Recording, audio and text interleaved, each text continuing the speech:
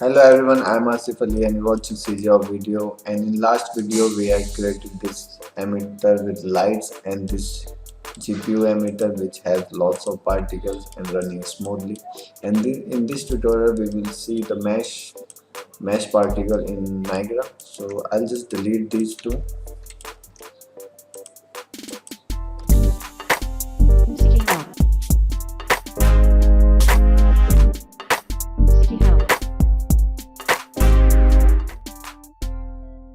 First of all, subscribe my YouTube channel and also click on bell icon so you will receive all new video notification. And save. And I'll just duplicate this GPU and make it mesh. Save again. Open this. So you have this fountain. So it has this GPU particle. I will make it CPU. And all things will be same, but in render, and I'll just decrease this, so I will make it like 200, and all things will be same, but in render I will delete this sprite render, or I can just turn it off. You can't delete this because this has in your emitter, in parent emitter is here, so you can delete it from here.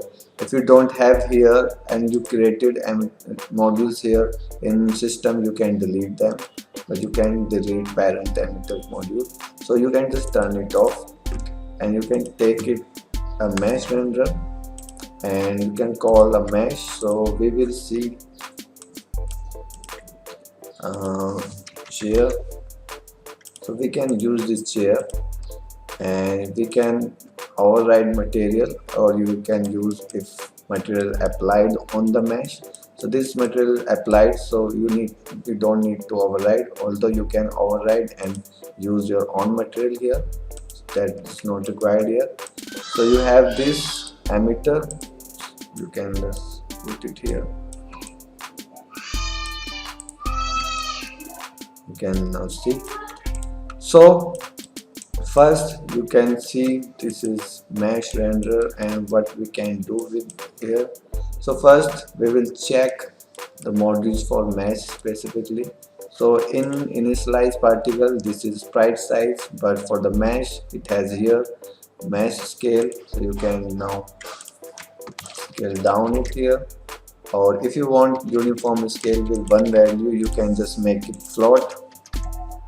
So you can now increase or decrease size, okay, and you want random scale of uniform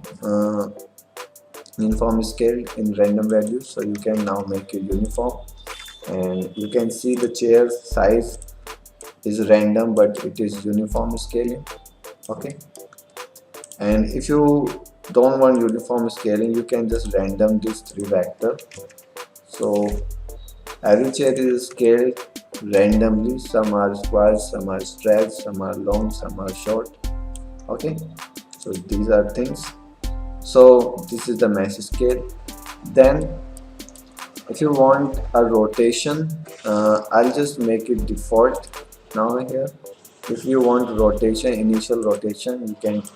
In for sprites, initial rotation is here, but for mesh you have to take a rotation. Initial mesh rotation, it has this orientation and rotation. You can use rotation, and this is now 0, but you can place 0.5. so now you can see 0.5, and rotation is from 0 to 1, not 360. So 0.5 means 180 degrees, so it upside down all the chairs. And if you want random values, you can just make it uniform, anything. And now you can see the random rotation. And now you want rotation over light. So what you can do, I will make it 0 again, and here in particle update I will take a rotation, update rotation orientation. So it's 0, there is no rotation. I can rotate it on Z, you can see. If you want to randomize it, you can randomize it from here. You can see randomly. And now What about the scale over life? So for mesh you have to take a scale, mesh size scale, and it has this value. You have to apply a curve.